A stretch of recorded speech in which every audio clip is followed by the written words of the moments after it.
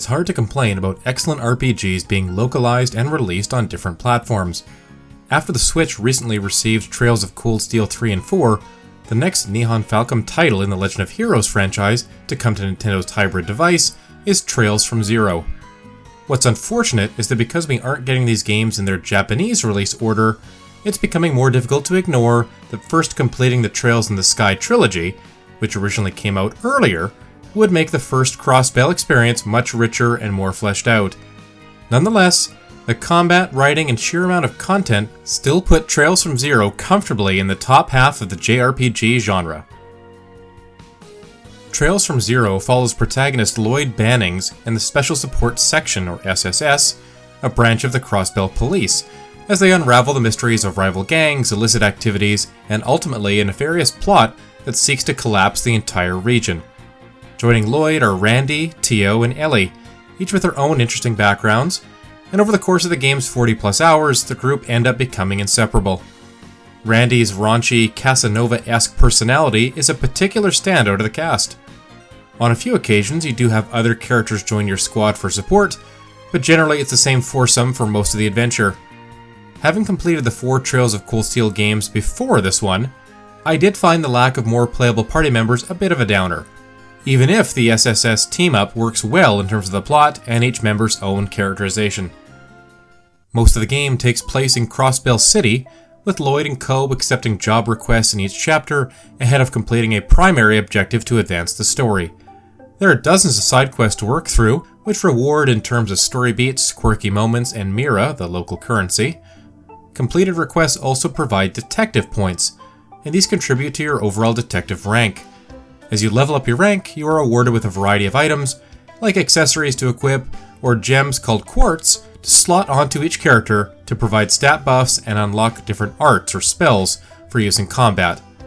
Those wanting to reach rank 1 may want to consult a guide, given that hidden side quests and even specific dialogue choices can yield the extra points needed to get there. Compared to the Cold Steel games, which took you all over the Erebonia Empire, Trails from Zero being set in and around Crossbell does make it feel much smaller in scope. Fortunately, this more condensed setting works well in tandem with the SSS playing the role of detectives. While the city itself can grow a little stale, spending more time with its inhabitants and forming closer relationships with people you encounter across multiple chapters lends the story a degree of charm and intimacy.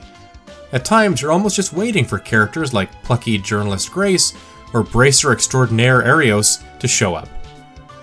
The turn-based combat of the Trails in the Sky titles returns here, with many offensive and support arts having an area of effect radius to try and maximize their effectiveness. Craft points, or CP, are also a part of combat, and build up as you make successful attacks and take damage. CP can be stored up to unleash powerful S-crafts that often hit nearly every enemy on the battlefield for massive damage. You can even interrupt the indicated turn order by activating an S-craft outside of a character's normal turn. It's worth mentioning that the battles are a little less complicated in Trails from Zero compared to Cold Steel 3 and 4, so be prepared for that step down if those are the only other Legend of Heroes titles you've played. Some nice quality of life features are included in this release of Trails from Zero, including a customizable speed-up option that can be toggled on and off with the press of a button. Such a feature is welcome in any RPG, but especially so in one that takes dozens of hours to finish. You can adjust how fast the speed-up actually is, both inside combat and out. Fast travel within Crossbell City is another helpful feature. What misses for me is the lack of English voices, an omission that's especially glaring after having them in the 2 Cold Steel games on Switch. Obviously, such a lengthy script would require a similarly sizable investment in an English dub, but it's unfortunate to not see one here.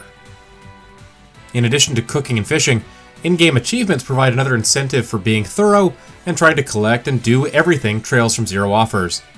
That said, I did miss the regular bonding events of the Cold Steel games, and it was tough not to feel an overall lack of variety compared to the games that were developed after the 2 Crossbell entries. This is why I mentioned earlier that it would be a lot easier to appreciate Trails from Zero had Switch owners the opportunity to play it after the 3 Trails in the Sky games, which followed the adventures of Joshua and Estelle Bright, 2 characters who end up figuring fairly prominently here. The scope and combat changes of the later Cold Steel games also mean that Trails from Zero feels like a step back in comparison. If it sounds a bit confusing and a lot messy, well, that's because it is. Ultimately, Your experience with Legend of Heroes games will likely shape your enjoyment of Trails from Zero. While the background of the Trails in the Sky trilogy will help to explain certain events and moments, these 3 games simply aren't available on modern consoles. You'd probably need to play them on Steam.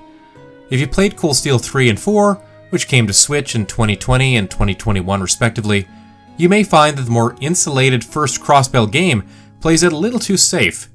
Fortunately, Lloyd and the rest of the SSS crew make for likable characters that you can't help but root for. The dialogue-heavy second half of the game can drag a little bit, but the cumulative experience is still a positive one that I would recommend to RPG fans.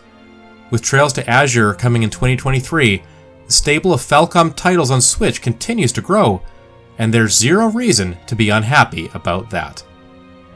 This video was made possible by our generous supporters on Patreon.